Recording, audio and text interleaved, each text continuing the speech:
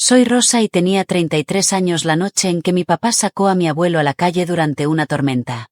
Era un martes de marzo, de esos típicos de Texas occidental que caen de lado y se quedan durante horas. Mi teléfono vibró una vez. Era una vecina que apenas conocía. Tu abuelo está sentado en el porche en esta tormenta, escribió, con bolsas y todo. Estaba a 40 minutos de distancia. Llegué en 30. 8 meses antes, mi abuelo había vendido su rancho por $1.2 millones y le había entregado hasta el último centavo a mi Rosater. Había pedido una sola cosa a cambio, 3 palabras. Cuídame.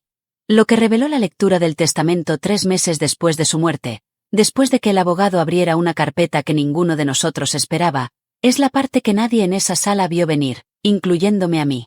Bienvenidos de nuevo a Noches de Misterio. Historias tranquilas sobre la familia Rosa, el dinero y la gente que finalmente deja de disculparse. Si alguna vez una historia te ha dejado muy quieto en tu auto después de estacionar, estás en el lugar correcto. Deja un comentario diciéndome desde dónde me escuchas y no olvides suscribirte. Esa noche, cuando lo subí a la camioneta, se aferraba a algo contra su pecho, una vieja radio meteorológica. Permítanme retroceder 8 meses. Porque el dinero fue lo primero y el dinero lo explica todo. Mi abuelo, Harold Anderson, tenía 80 años cuando vendió el rancho. Había trabajado esa tierra durante 51 años. Cuando llegó la oferta, 1.2 millones por el rancho Sur Rosace, limpio, la aceptó. Luego hizo algo que todavía no entiendo del todo. Se lo dio todo a mi padre. No fue un fideicomiso, ni un cheque con condiciones. Le transfirió la suma completa a la cuenta corriente de Roy Anderson un viernes por la tarde. Yo estaba allí para la entrega, sentado a la mesa de la cocina de mis padres con una taza de café que se enfriaba. Mi padre no dejaba de repetir lo mismo. Papá, no tienes que hacer esto. Y mi abuelo, que nunca desperdiciaba una palabra en su vida, lo miró al otro lado de la mesa y se lo dijo claramente. Cuida de mí. Ese fue todo el acuerdo. Un apretón de manos y 3 palabras. Mi madre, Linda, mantuvo los brazos cruzados todo el tiempo, asintiendo como si lo hubiera negociado. Recuerdo haber pensado que era extraño que un hombre tan precavido entregara todo con una promesa. Así que le pregunté, abuelo, ¿por qué no lo pusiste por escrito? Me sonrió, con esa sonrisa lenta que reservaba para cuando creía que casi le estabas haciendo la pregunta correcta. Hay cosas que se anotan, Rosie, dijo. Hay cosas que se descubren. No entendí qué significaba. Supuse que era la típica conversación de viejo, de esas que suenan a sabiduría y que significan que no quería lidiar con un abogado. Me equivoqué. Como me equivoqué en casi todo ese año. Cruzó las manos sobre la radio meteorológica que estaba en la mesa y no dijo nada más. El cheque se cobró el lunes. Tienes que saber quién era mi abuelo o nada de lo demás tendrá sentido. Harold Anderson era el pobre más tacaño y con aires de grandeza del estado de Texas. Remendaba sus botas de trabajo con pegamento para zapatos hasta que las suelas parecían más pegamento que cuero. Tomaba su café en una taza de esmalte azul desconchada, la misma desde que yo nací, y la lavaba a mano cada vez. Cuando se le estropeó el aire acondicionado de la camioneta, bajó las ventanillas durante 3 veranos en lugar de pagar para arreglarlo. Todos pensábamos que el rancho era todo para él. Ese 1.250.000 era la vida entera de Harold convertida en dinero. Nunca nos corrigió, pero de vez en cuando decía algo que no encajaba con el hombre que creíamos conocer. La tarde después de que quitaran el alambre, lo llevé de vuelta al rancho vacío para que pudiera caminar junto a la cerca por última vez. Se detuvo en la puerta del ganado y miró la llanura marrón y vacía. La gente piensa que es solo tierra, dijo. La tierra nunca fue solo tierra. Le pregunté qué quería decir. No respondió. Sacó una pequeña llave de latón de un cordón de cuero desgastado, la misma que llevaba debajo de la camisa, y la giró entre sus dedos como si fuera una piedra antiestrés. Yo tenía 33 años y me sentía profundamente humillado. Mi propia empresa emergente, una compañía de sensores de suelo agrícola en la que había invertido 4 años y hasta el último centavo, había quebrado la primavera anterior. Estaba programando por contrato desde un apartamento de una habitación y fingiendo que tenía un plan. Así que, cuando mi abuelo hablaba de tierra que no era solo tierra, lo escuchaba a medias, como se hace cuando uno está ocupado fracasando en su propia vida. Volvió a guardar la llave bajo el cuello de la camisa. Condujimos a casa bajo el calor con las ventanillas bajadas. Esa llave de latón se convirtió en un pequeño juego entre nosotros. La llevaba a todas partes, incluso a la mesa. Y una vez que le pregunté directamente qué habría, la apretó a través de la camisa y sonrió. «¿Qué todavía abre algo que vale la pena abrir?», dijo. Eso es todo lo que le diré a una chica que perdió toda una empresa. Si lo hubiera dicho cualquier otra persona, habría dolido. De él, era casi tierno. La forma que tenía Harold de decir que no me había descartado, aunque yo sí lo hubiera hecho. Se mudó a la casa de mis padres en el pueblo esa semana. Roy le dio la habitación del fondo que antes era de mi hermano Dale. Durante aproximadamente un mes, todo parecía estar bien desde fuera.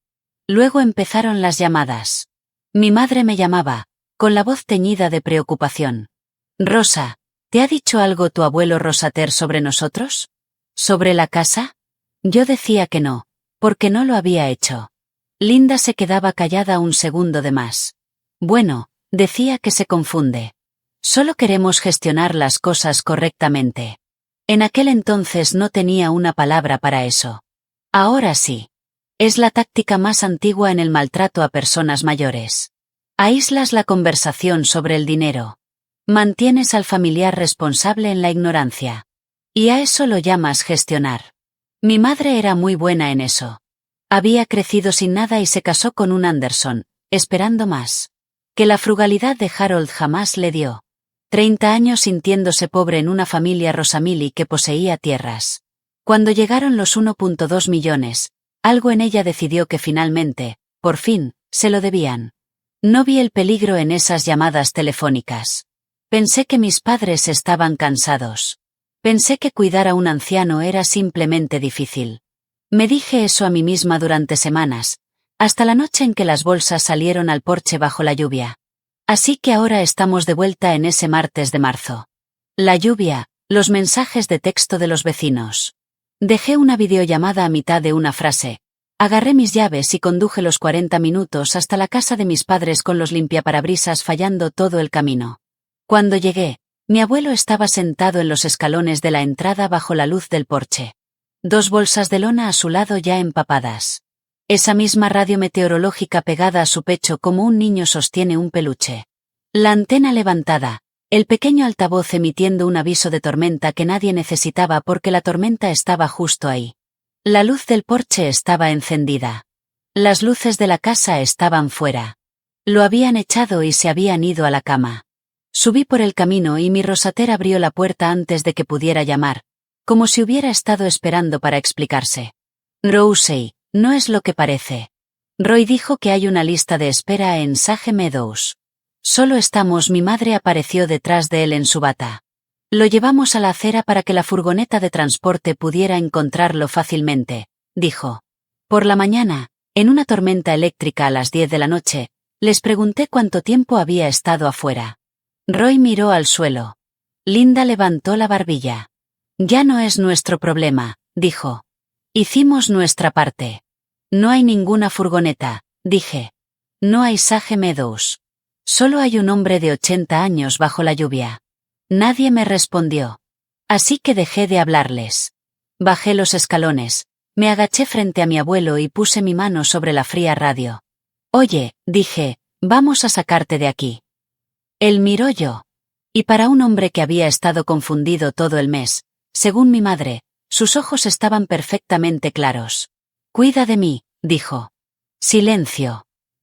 No era una súplica, más bien como si estuviera entregando algo. Tomé sus maletas. Lo subí a la camioneta. Mientras lo abrochaba, la luz del porche se apagó detrás de nosotros. Nos alejamos de esa casa en la oscuridad, con la radio aún crepitando entre nosotros. Mi apartamento tenía 74 metros cuadrados y no estaba hecho para 2. Le di el dormitorio a mi abuelo y me quedé con el sofá-cama. Esa primera noche, lo saqué de la ropa mojada, le puse una de mis viejas camisetas de la empresa y le acomodé con mantas adicionales mientras el radiador hacía ruido. No se quejó. Harold nunca se quejaba. Se sentó en el borde de mi cama a medianoche secando esa ridícula radio con un paño de cocina, comprobando que aún funcionara. Todavía funcionaba. Para el segundo día, había reorganizado toda mi vida en torno a él. Hice una hoja de cálculo. Soy ingeniero de software. Las hojas de cálculo son mi forma de amar a la gente. Con sus medicamentos, su horario de presión arterial, su cita con el cardiólogo, los alimentos que no le causaban problemas estomacales. Cambié mis llamadas de contrato a la mañana temprano para que mis tardes fueran suyas. Me dije a mí misma que era temporal, solo hasta que las cosas se calmaran. Solo hasta que mis padres entraran en razón. No llamaron. Mi hermano sí. El mensaje de texto de Dale llegó al tercer día. No hagas de esto un problema, Rosie. Decía, mamá y papá tenían razones. Es difícil de manejar. Lo miré fijamente un rato. Es difícil de manejar. El hombre pesaba 68 kilos y no pedía nada. No le respondí. Simplemente miré la puerta cerrada del dormitorio, la línea de luz que entraba por debajo y escuché la suave estática de la radio que mantuvo encendida a bajo volumen toda la noche para que el apartamento no estuviera tan silencioso. No tenía idea de cómo iba a pagar al cardiólogo con un sueldo por contrato. No tenía idea de cuánto iba a durar lo temporal. Lo que sabía era más simple que un plan. No lo iba a mandar de vuelta. Costara lo que costara, en dinero, en sueño o en mi propia vida estancada, no lo iba a mandar de vuelta. Esto es lo que pasa con la gente que hace algo feo en privado. Se esfuerzan el doble por quedar bien en público. En una semana, mi madre tenía una historia y se la contó a todo el mundo. Se la contó en la iglesia. Se la contó a mis tías por teléfono. Se la contó a los primos en el grupo en el que, de alguna manera, todavía estaba. Hicimos todo por Harold, decía. Lo llevamos. Entramos. Lo cuidamos. Y Rosa se abalanzó y se lo llevó para ganar puntos. Estamos desconsolados. Mi tía Carol me llamó, con voz cautelosa. Cariño, dijo, tu madre está muy preocupada. ¿Por qué te lo llevaste sin decirles nada? Le dije la verdad. El porche, la lluvia, las bolsas. Hubo un silencio en la línea. Y entonces Carol dijo lo que me indicó hacia dónde se inclinaría la familia Rossi. Bueno, sabes que tu madre exagera, pero no lo habría echado así como así. Ella no es así. La gente cree la versión que les permite seguir amando a quienes ya aman. Lo entendí. Incluso lo perdoné. Pero significaba que estaba sola. Mi madre tenía 30 años de ventaja para ser la comprensiva, y yo acababa de perder una empresa y había mudado a un anciano enfermo a un estudio. En teoría, yo parecía la inestable. Siempre te ha encantado hacerte la mártir. Rosie. Mi madre dijo que la única vez que llamó ese mes para preguntar si el abuelo había mencionado el dinero del rancho, no cómo estaba, ni si había mencionado el dinero. Le dije que estaba durmiendo y colgué. Luego me senté en mi sofá cama e hice los cálculos del copago de cardiología que no podía pagar. Y me reí porque la alternativa era lo otro, y me había prometido a mí misma que no iba a hacer lo otro delante de él. Me derrumbé y llamé a mis padres una vez. No por mí, sino por él. Su medicamento para la presión arterial había subido a $240 después de que el cardiólogo ajustara la dosis, y yo acababa de firmar un contrato con Rosal. Así que, tragué hasta la última gota de orgullo que me quedaba y llamé a la gente que tenía $1,2 millones para pedirles que compartieran una receta para el hombre para quien se suponía que era ese dinero. Mi madre contestó al cuarto timbrazo. Se lo expliqué sin rodeos. Sin dramas. Solo números. Hubo una pausa. Luego lo dijo en un tono tan razonable que me dolió un segundo sentir el puñal. Nos ocupamos de él, Rosie. El cheque se cobró. Le pregunté qué significaba eso. Significa que hicimos lo nuestro. Parte, dijo ella. Asumimos la responsabilidad. Recibimos el dinero. Ya está. Ahora es tu proyecto. Ahora es tu proyecto.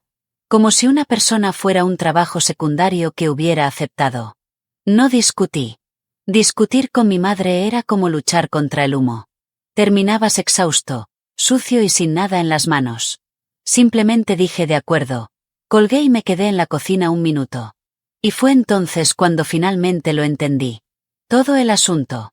Para mis padres. Ese 1.250.000 no era un fideicomiso. Ni siquiera era realmente un pago. Era una compra. Habían cobrado un cheque y consideraban que su rosater estaba pagado, resuelto, cerrado.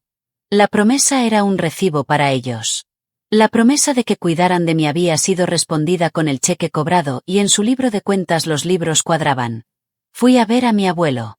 Estaba despierto, incorporado, con la radio murmurando. ¿Estás bien, chico? Preguntó porque de alguna manera era él quien me estaba cuidando. Mejor que nunca, dije. No me creyó. Me lo reprochó, pero me lo dejó pasar. Lo que no esperaba era que empezara a intentar arreglar mi vida mientras yo estaba ocupado arreglando la suya. Empezó poco a poco. Me veía encorvado sobre mi portátil en la mesa de la cocina, depurando la aplicación de inventario de otra persona por $90 la hora, y me preguntaba, ¿qué pasó con mi propio proyecto? Mi proyecto era una red de sensores de humedad del suelo, sondas baratas, un pequeño modelo meteorológico, un software que le decía a un rosarmer cuándo regar y cuándo esperar a que pasara la lluvia. Había creado un producto de verdad. Simplemente me quedé sin dinero antes de que el mercado se diera cuenta. Murió, le dije. Demasiado caro de fabricar. Nadie lo compraría por ese precio. Cogió su taza azul desconchada, la que había traído de la cocina del rancho sin preguntar, y la giró entre sus manos. Las buenas herramientas se ganan su sustento, dijo. Así que, haz una herramienta más barata. Le dije que no era tan sencillo. Dijo, la mayoría de las cosas que la gente llama complicadas son simplemente caras, y la mayoría de las cosas caras son negarse a empezar de nuevo. Entonces empezó a preguntar preguntas reales. ¿Cómo sabe la sonda que está mojada? ¿Cuál es la parte más frágil? ¿Por qué un sensor de lluvia cuesta más que la lluvia? Al final de la semana, teníamos un cuaderno lleno de sus bocetos a lápiz toscos. Un hombre que había leído el cielo durante 51 años, rediseñando mi hardware en torno al único instrumento en el que confiaba, esa maltrecha radio meteorológica. Podemos extraer el frente de una célula de tormenta de la banda pública, dijo, golpeándola. ¿Por qué estás pagando por datos satelitales? Tenía razón. Había estado pagando por datos satelitales. Esa fue la primera tarde en un año que trabajé en mi propia idea en lugar del error de otra persona, y noté alrededor de las 4 que había olvidado estar triste. Él también lo notó. No dijo nada. Simplemente volvió a llenar la taza. La gente me pregunta cómo pude pagar todo eso con trabajo por contrato. La respuesta honesta es que no pude. En realidad no. Vendí mi auto y compré uno más barato. Simplemente me negué a enviarlo de vuelta. Si alguna vez has cargado en silencio algo más pesado que tu presupuesto para alguien que habría hecho lo mismo por ti sin llevar la cuenta, comenta te veo y suscríbete para que no te pierdas cómo termina esto porque no termina como crees. Reconstruimos el prototipo alrededor de su radio en el segundo mes. Y la noche en que finalmente funcionó, me habló de las tormentas. La sonda estaba hablando con la banda meteorológica ahora, obteniendo datos de presión de la misma frecuencia pública que había escuchado desde antes de que yo naciera. Y cuando la pequeña pantalla parpadeó su primera advertencia de lluvia correcta, se rió a carcajadas, un sonido que había escuchado tal vez 4 veces en mi vida. Entonces se quedó callado, en el buen sentido, y empezó a hablarme del rancho, no de la tierra, sino de lo que había debajo. Me habló de los pozos que salieron secos y del que no. Me habló de un hombre de traje que apareció en 1979 y ofreció arrendar los derechos mineros y de cómo todo el pueblo decía que Harold era un tonto por firmar porque allí abajo no había nada. Me dijo que mantuvo la radio encendida durante cada temporada de tormentas durante 51 años porque el clima era lo único honesto en el rancho. Lo único que no podía mentirte ni cambiar de opinión. Le pregunté qué había pasado con el hombre de 1979. Él solo sonrió y dijo, la tierra nunca fue solo tierra, Rousey. La misma línea que la cerca vacía. Esta vez sonaba menos a sabiduría y más a un Rosat que estaba decidiendo si contarme o no. No me lo contó. Puso la radio en la mesita de noche y dijo algo que debería haber llamado más mi atención de lo que lo hizo. Necesito que me lleves a algún sitio la semana que viene. Dijo que había una persona a la que había pospuesto ver durante demasiado tiempo. Le pregunté quién. Dijo que alguien que guarda las cosas por escrito. Y entonces apagó la luz y la radio crepitó suavemente en la oscuridad y yo me quedé tumbado en mi sofá cama preguntándome quién guarda las cosas por escrito. Empezó a cansarse al tercer mes de una forma que no anuncia nada. Dormía hasta más tarde. Se quedaba dormido a mitad de un boceto, con el lápiz aún en la mano. La taza azul desconchada se quedaba en la mesa enfriándose a medio llenar. Y eso, más que nada, me asustaba porque Harold Anderson nunca en su vida había desperdiciado una taza de café. Ajusté sus citas y me dije a mí mismo que el cardiólogo tendría un retoque, otra dosis, otra solución. Conseguí 2 contratos más para cubrir las visitas y dormía solo 5 horas. Y me impacienté con un cliente y también perdí ese contrato. Y no se lo conté a nadie porque no había a quien contárselo. Esa era la trampa en la que estaba. La que no veía desde dentro. Había construido toda mi identidad en torno a ser la que lo manejaba. Y manejarlo sola se había convertido en una especie de orgullo. No se lo pedía a mis tías. No se lo pedía a Dale. Ni siquiera le habría pedido un vaso de agua a mi propio reflejo. Así que simplemente lo absorbí, todo, hasta que mis manos temblaban un poco por las mañanas. Una tarde, mi abuelo me vio contar sus pastillas en el organizador diario con la mandíbula apretada, y extendió la mano y me detuvo. «Estás haciendo lo correcto», dijo. «¿Qué correcto?» «Lo correcto de llevarlo para que nadie vea que lo llevas».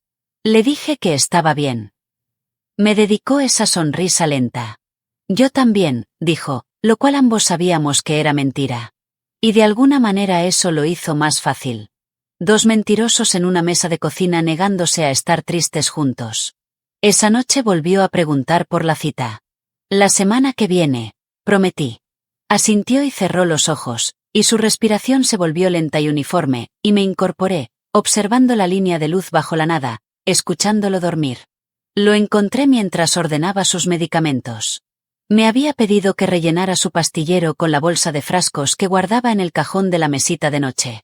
Y cuando saqué la bolsa, algo se deslizó con ella y cayó al suelo, un sobresellado, de esos de crema espesa, y una pequeña tarjeta de cita impresa, sujeta con un clip al frente. El sobre tenía un nombre y una dirección grabados en relieve en la esquina: Margaret Ellison, abogada especializada en sucesiones y fideicomisos. La tarjeta tenía una fecha y una hora, dentro de 11 días, y debajo, con una letra que no era la de mi abuelo Rosater, una nota: «Trae la llave». Me senté sobre mis talones y la sostuve. No la abrí.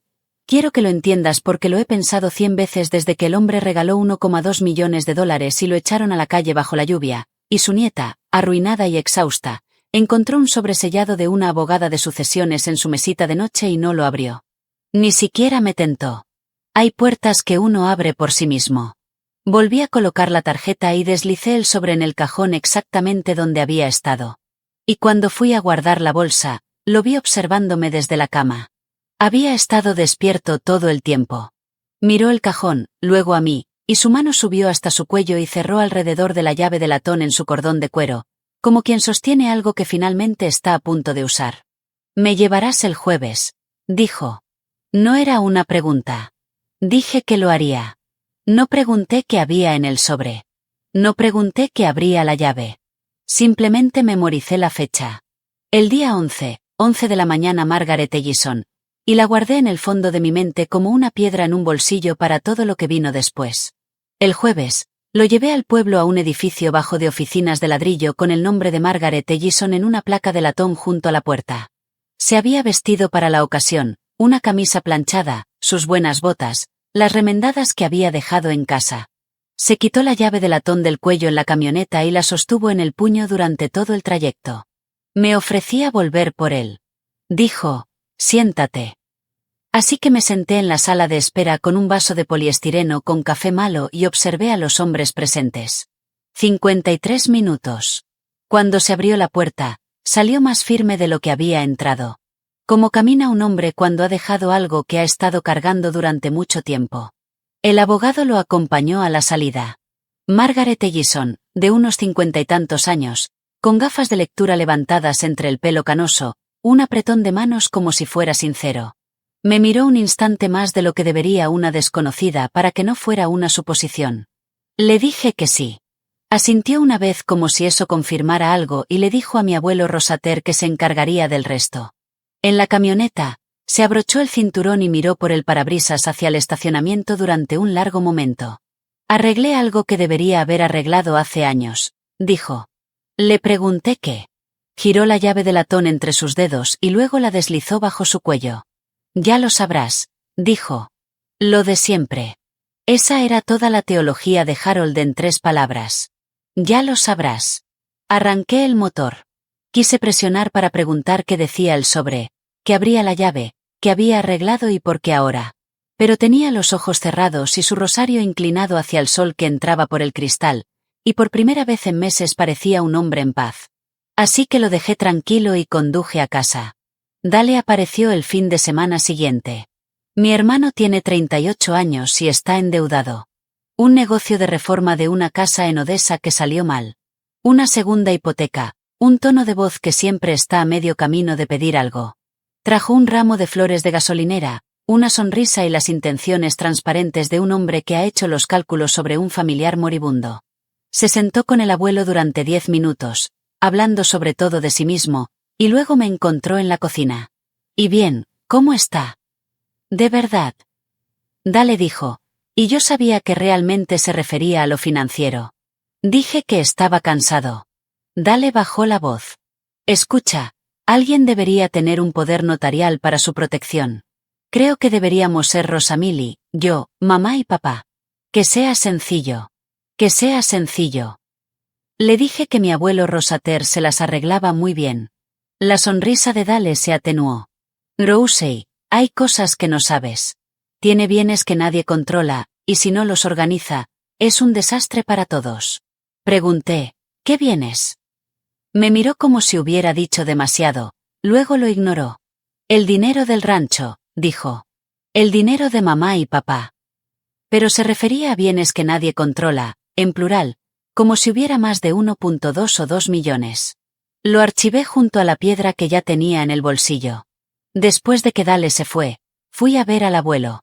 Había oído cada palabra a través de la delgada pared. «Por supuesto. Tu hermano quiere mi firma», dijo. Le dije que nadie conseguiría su firma si él no quería darla. Se rió entre dientes, con una risa seca y baja. «Oh, sí que conseguirán una firma», dijo. «Solo que no la siguiente». Le pregunté qué quería decir. Dio unas palmaditas a la radio en la mesita de noche como si fuera un perro viejo. «Puedes subir el volumen», dijo. «Se avecina mal tiempo». Y así fue. 3 días fuera, en la banda de largo alcance, las primeras tormentas de primavera que venían del Golfo. Aunque para cuando llegaron, todo ya había cambiado. La última noche completamente buena que tuvimos fue un domingo. Se sentía fuerte, cenó como es debido, se sentó a la mesa de la cocina mientras yo soldaba un nuevo problema. La radio ponía un partido de béisbol a bajo volumen.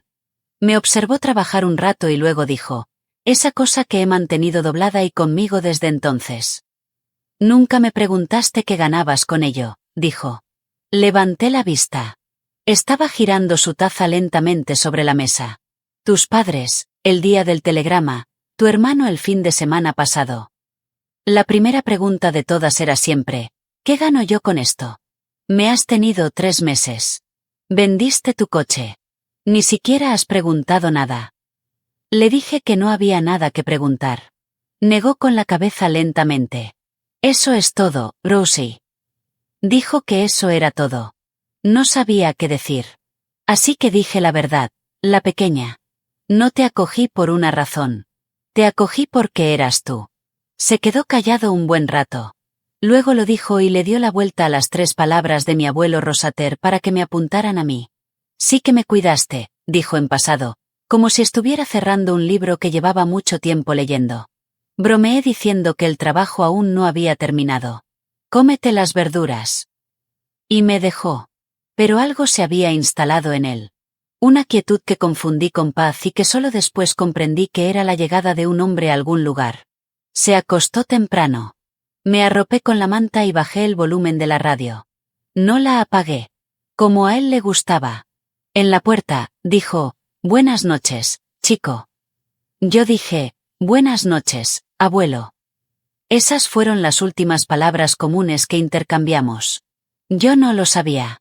Él podría haberlo sabido. Voy a contarte lo que el abogado leyó en voz alta, y te prometo que vale la pena la espera. Pero primero, si tienes un padre o abuelo anciano, y nunca has puesto por escrito tu acuerdo de cuidados, toma esto como una señal. Un apretón de manos no es un plan. Un cheque cobrado no es un contrato. Comentario anotado por si necesitabas escuchar eso hoy. Suscríbete y quédate conmigo porque aquí es donde cambia la historia. No se despertó un miércoles por la mañana. Lo supe antes de abrir la puerta del dormitorio. Como cuando sabes que una casa está vacía en el segundo en que entras. Se había ido dormido en algún momento de la madrugada con la radio aún murmurando en la mesita de noche y la taza azul desconchada enjuagada y boca abajo en el escurridor donde la había dejado la noche anterior. Había lavado su propia taza, de 80 años, 3 meses desde un porche en medio de una tormenta eléctrica, y lo último que hizo fue enjuagar su taza para que yo no tuviera que hacerlo. Me senté en el borde de la cama durante mucho tiempo. La radio seguía hablando, una voz tranquila leyendo un pronóstico marítimo para una costa a 400 metros de distancia para barcos que ninguno de los dos tendría jamás. En algún momento, extendí la mano y la apagué, y el apartamento se quedó tan silencioso que no pude soportarlo, así que la volví a encender. Luego hice lo que se hace. Llamé al médico. Llamé a la funeraria. Y luego, porque eran su Rosamili y era lo correcto, incluso cuando no se habían ganado la decencia, llamé a mis padres. Mi madre contestó. Mamá, dije, el abuelo falleció anoche. Hubo un silencio en la línea. Y luego escucharé esto hasta que muera. Lo primero que salió de la boca de mi madre no fue un sonido de dolor. Fue una pregunta rápida, brillante y penetrante. Oh, dijo, oh, Rosie, alguien ha llamado al abogado. Alguien ha llamado al abogado. Su rosater estaba a 4 horas de frío, y su primer instinto fue la finca. Le dije que tenía que irme y colgué. La radio crepitó. Me preparé una taza de café en su taza y la dejé enfriar solo para saber qué se sentía. El funeral fue donde mi madre dio la actuación de su vida. Vestía de gris carbón y lloraba sobre cual frente de la capilla, secándose las lágrimas bajo sus gafas de sol, aceptando el brazo de cada primo que venía a consolarla. Lo cuidamos tan bien, dijo a la fila de saludos una y otra vez hasta que la propia fila lo creyó. Hicimos todo lo que pudimos. Al final, él solo quería estar con Rosamili. La gente asentía. La gente le tomaba las manos. Mi tía Carol me lanzó una mirada al otro lado de la sala que decía, «¿Ves? Está devastada. ¿Cómo pudiste haber pensado eso?» Me quedé a un lado con un vestido negro que había comprado para una presentación de startup que nunca hice. Y no dije nada porque no hay manera de ganar una competencia. De dolor contra una mujer dispuesta a llorar por su propio crimen. Dale pronunció un elogio sobre el valor del trabajo duro que, de alguna manera, trataba principalmente sobre Dale. Mi rosater no habló. Roy estaba sentado en el primer banco con las manos entre las rodillas y la mirada fija en el suelo. Y 2 veces lo vi mirar el ataúd y luego apartar la vista como si le doliera que lo vieran mirándolo. Esa fue la primera grieta que noté en él. También la guardé en mi interior. Después del servicio, mientras la multitud se dispersaba, una mujer de cabello gris hierro se acercó a mí por el pasillo.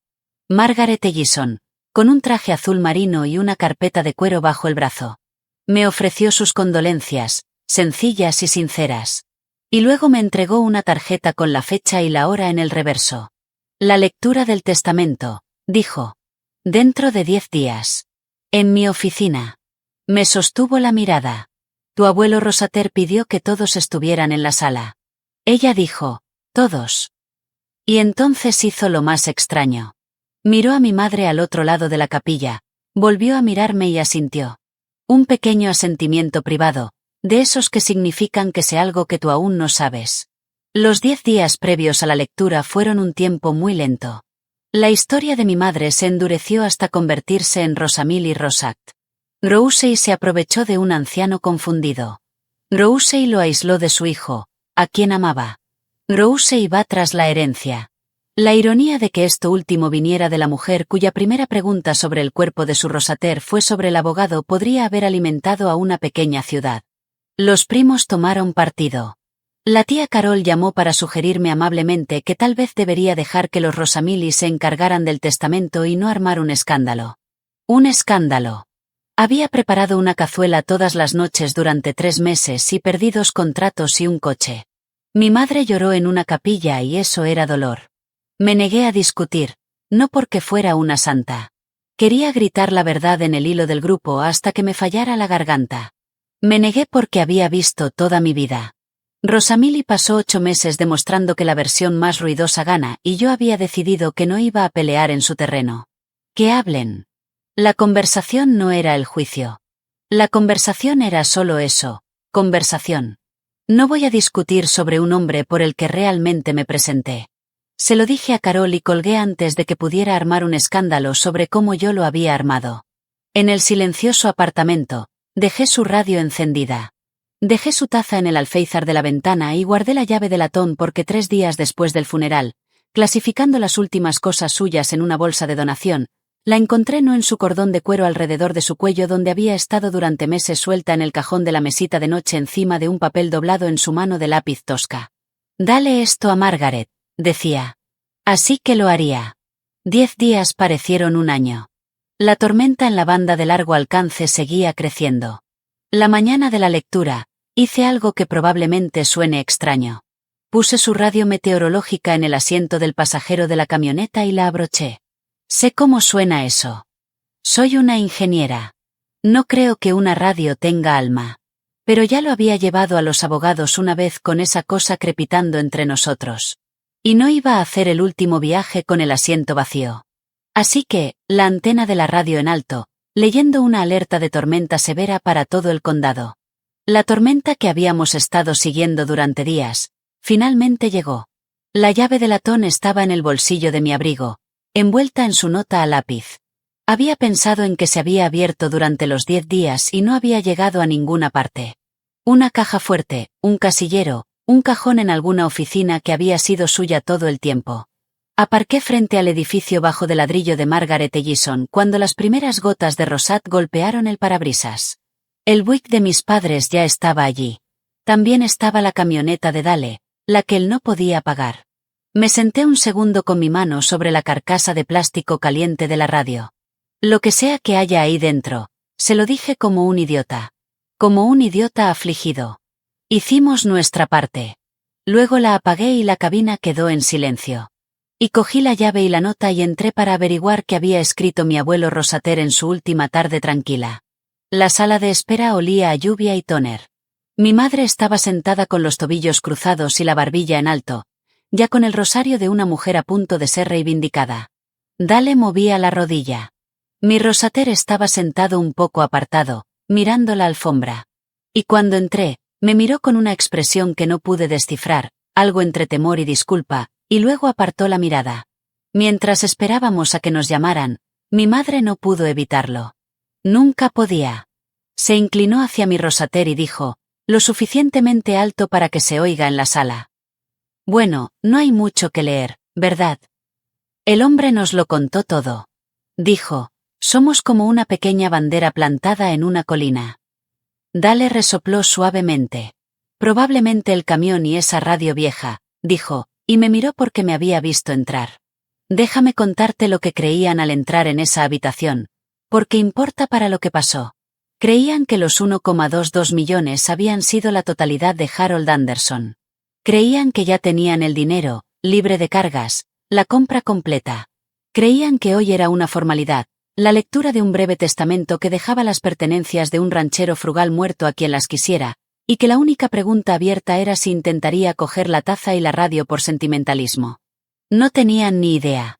Ninguno de ellos. Habían pasado 30 años parados encima de algo y llamándolo tierra. La puerta interior se abrió y Margaret Ellison estaba allí de pie con su traje azul marino y la carpeta de cuero. Nos miró a todos uno por uno y su mirada se detuvo en mí al final. Harold actualizó todo hace 8 semanas, dijo. Toda la habitación se quedó en silencio. 8 semanas. La sonrisa de mi madre parpadeó. Hace 8 semanas, lo puso después de la porche, después de la lluvia. Después de que se mudó a mi casa de 800 pies cuadrados y comenzó a dibujar sensores y a preguntar quién guardaba las cosas por escrito, actualizó todo. Margaret retrocedió y sostuvo la puerta. Por favor, dijo. Me pidió que lo leyera con todos ustedes presentes. Fue muy claro al respecto. Entramos. La lluvia golpeaba con fuerza las ventanas. La sala de conferencias era pequeña. Una mesa larga, 8 sillas, una ventana por donde goteaba la lluvia, una credenza de metal contra la pared rosar. Mi tía Carol y uno de los primos también habían venido, como testigos que Margaret aparentemente había solicitado. Nos sentamos, mi madre y Rosater a un lado, Dale junto a ellas, yo al otro lado, los parientes a los pies. Margaret tomó la cabecera de la mesa y dejó la carpeta de cuero, y junto a ella, otra cosa, un largo cajón de archivador de metal gris. Del tipo de caja fuerte que había subido a la credenza. Tenía una pequeña cerradura. Sentí la llave de latón en mi bolsillo como si se hubiera vuelto más pesada. Antes de leer el documento, Margaret dijo: «Tu abuelo Rosater dejó una instrucción». Me deslizó una nota doblada. La abrí. Su lápiz. «Rosie», decía, «ábrela cuando ella te lo pida. La llave es tuya». Así que me levanté y caminé hacia la credenza y, con todas las miradas de la habitación puestas en mí, saqué la llave de latón de su desgastado cordón de cuero y la metí en la cerradura. Giró como si hubiera estado esperando 51 años. Dentro del cajón había un único archivador de acordeón, grueso y etiquetado con su letra tosca. La tierra. Lo llevé a la mesa y lo puse delante de Margaret. La voz de mi madre salió débil. «¿Qué es eso?» Margaret abrió el archivador, se puso las gafas de lectura y miró alrededor de la mesa por encima de ellas. «Esto», dijo, «es lo que Harold Anderson realmente poseía». Y la temperatura de la habitación cambió antes de que leyera un solo número. Margaret lo leyó con claridad. Sin dramatismo. Lo que empeoró las cosas para ellos. En 1979, dijo, Harold Anderson separó la propiedad minera del Sur Rosace de su rancho y firmó un contrato de arrendamiento minero que el resto del condado consideró inútil. No lo era. Durante 46 años, esos minerales habían producido, lentamente al principio, luego de forma constante. Luego, después del nuevo los pozos llegaban a través de la cuenca de manera sustancial. Harold nunca había gastado $1. Lo había dejado acumularse en cuentas y participaciones conservadoras que él mismo administraba solo, sin decirle nada a nadie, remendando sus botas, bajando las ventanillas. Cuando vendió la parte superior del rancho el año pasado, Margaret dijo que solo vendió la tierra. Se quedó con lo que había debajo. Ella le dio la vuelta al estado de cuenta para que todos en la mesa pudieran ver el resultado final.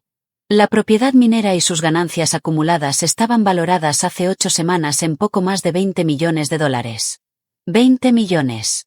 El número reposaba en el centro de la mesa como una piedra que cae a través de una ventana.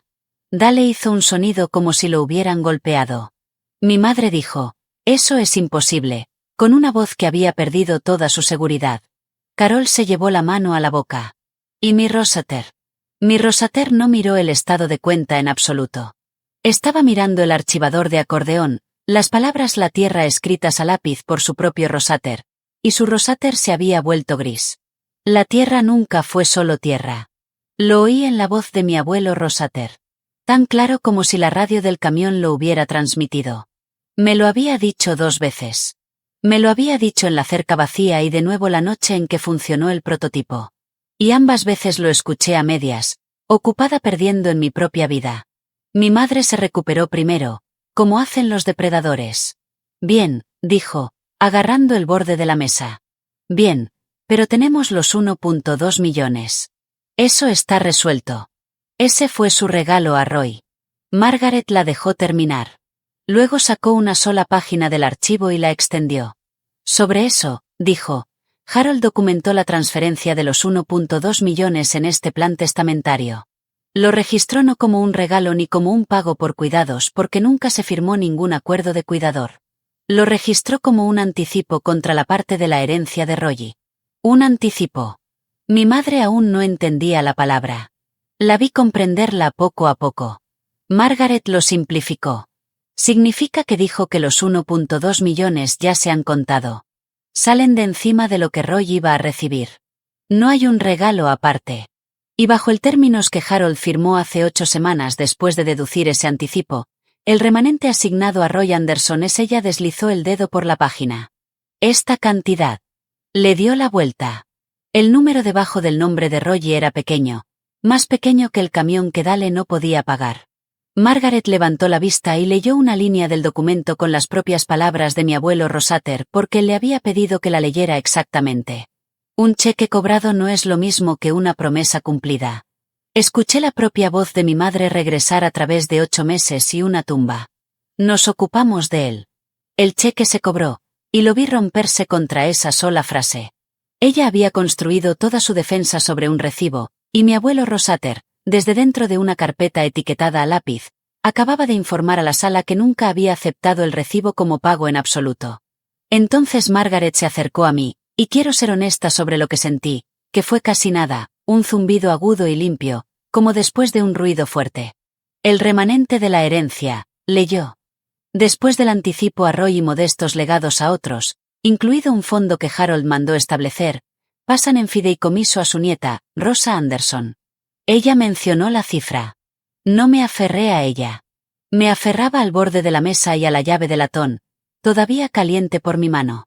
Margaret dejó el extracto y tomó el sobrecolor crema que había encontrado y nunca abierto, 11 días antes de conocerla. Me pidió que les leyera esto. A todos ustedes al final, dijo. Desdobló la carta. Era corta. Nunca había desperdiciado una palabra en su vida. A los que recibieron el cheque que él extendió. Espero que lo gasten bien. Se lo di a propósito. Quería ver qué hace un hombre cuando cree que el dinero ya es suyo y que el viejo solo es un estorbo. Ahora lo sé. Arousei, no abriste el sobre. Te vi devolverlo. Nunca preguntaste qué te reportaría. Ni una sola vez. Ni en la peor noche. Y esa es la única interpretación de una persona en la que he confiado. La tierra nunca fue solo tierra, chico. Tampoco lo era tú. Cuídalo como cuidaste de mí. No lloré en esa habitación.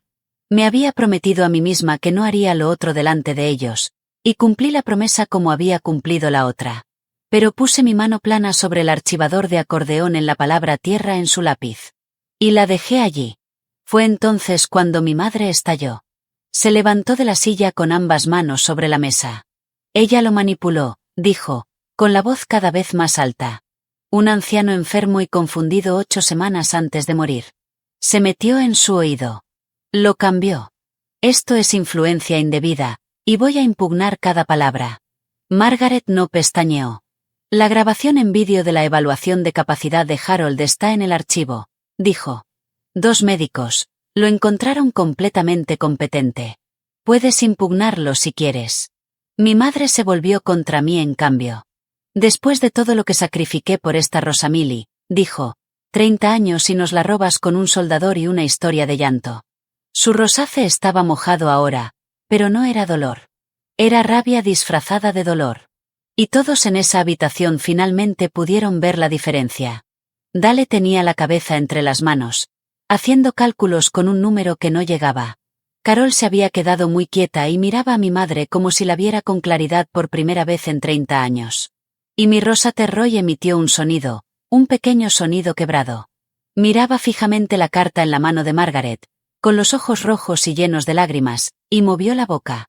Y lo que salió fue una sola palabra. Papá. Solo eso. Por un segundo, pensé que podría levantarse, podría decir la verdad, podría romperse de la manera correcta. Me miró. Le devolví la mirada. Y entonces mi madre dijo, Roy, rápido como una bofetada. Y mi Rosater cerró la boca, bajó la mirada a la alfombra y se quedó exactamente donde había estado durante 30 años. Cuida de mí. Solo le pidió una cosa a una persona.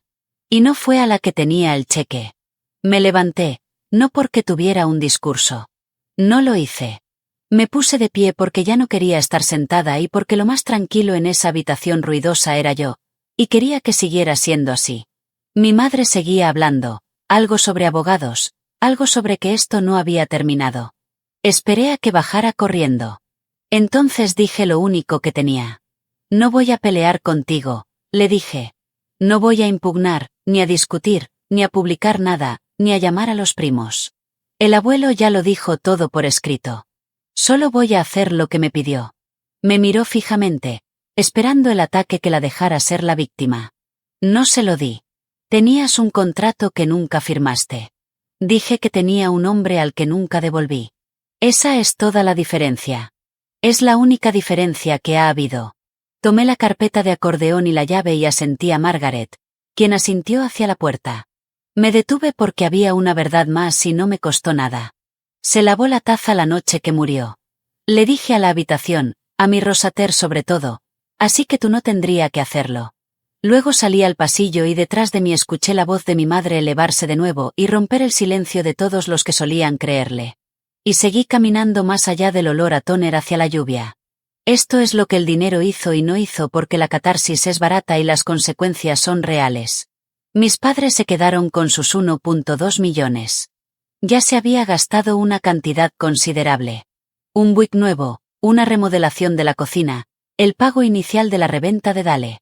Pero el adelanto significaba que no había nada más por venir, y los 20 millones que habían asumido que eran suyos por sangre nunca habían existido en sus manos. No lo impugnaron. Margaret hizo una llamada discreta sobre las evaluaciones de capacidad y el segundo médico, y la pelea se extinguió antes de empezar. Dale tuvo que pagar su propia deuda sin un salvavidas. Lo último que supe es que estaba vendiendo la camioneta. Los primos que asintieron en el funeral se quedaron callados. La tía Carol me llamó un mes después, y lo primero que dijo fue, lo siento, Roy. Le creí porque era más fácil. La versión de mi madre que había dirigido nuestra Rosamili durante 30 años. Devota, desposeída, devastada. No sobrevivió a esa sala de conferencias. La gente la había visto de pie sobre la palabra tierra en la mano de su difunta Rosater y llamar ladrona a su propia hija. No puedes retractarte con gris carbón y gafas de sol. Había dicho en un porche bajo la lluvia, él ya no es nuestro problema. Al final tenía razón, solo que no en el sentido que ella quería decir. Ninguno de ellos era ya mi problema. Yo era la que tenía el archivo etiquetado como la tierra y la llave de latón y una carta que guardaré hasta que me entierren. Me encantaría decirte que me sentí triunfante. No fue así. Conduje a casa bajo la tormenta con su radio anunciando el fin de la alerta mientras las células se movían hacia el este y me senté en el estacionamiento hasta que pasó y sentí la pena silenciosa y específica de haber ganado algo que habría cambiado en un instante por otra taza de café malo con un viejo testarudo. Ha pasado un año. Hice lo que me pidió. El fideicomiso financió lo que él y yo empezamos en la mesa de mi cocina. El sensor barato de suelo y tormentas rediseñado en torno a su ridícula radio meteorológica. Esa que capta la lluvia que se avecina de la banda pública para que un Rosarmer no tenga que pagar por el cielo. Ahora la vendemos a un precio que un verdadero Rosarm puede pagar, que siempre fue su objetivo. Las buenas herramientas se ganan el sueldo. Y el fondo que incluyó en su testamento, también lo administro yo. Es pequeño y específico. Ayuda a las familias Rosar que no pueden pagar el cuidado a mantener a un padre anciano en casa en lugar de en un porche. Lo llamamos el Fondo Herald. Sin placa, sin lápida, solo alquiler cubierto y recetas surtidas para personas que el tipo de Rosamili que cobra cheques decidió que eran un problema. Su radio está en mi banco de trabajo, todavía encendida, todavía murmurando el clima a una habitación que en su mayoría la ignora. La taza azul desconchada contiene mis bolígrafos. La llave de latón cuelga de un clavo junto a la puerta. Y algunas mañanas la toco al salir. La forma en que él solía girarlo entre sus dedos. La llave aún abría algo que valía la pena abrir. Tenía razón. Abrió un cajón, un número y la verdad. Pero sobre todo, abrió la parte de mí que había dejado de creer que estar presente para alguien significara algo. Un cheque puede cobrarse en un segundo. Y la gente te dirá que eso salda la cuenta. Pero cumplir una promesa lleva el resto de tu vida. Y al final, ese es el único libro de cuentas que alguien lee en voz alta en una habitación que se queda en silencio. Esa es mi historia. Una noche de tormenta, una frase. Cuida de mí. Y un testamento que finalmente lo enderezó. Si esto te recordó que el amor es algo que se hace, no algo que se escribe, tómalo como una señal. Llama a la persona que una vez estuvo presente para ti mientras aún puedas. Y si alguien en tu vida necesita escuchar esto, compártelo con esa persona. Deja un comentario, suscríbete y nos vemos en el próximo vídeo.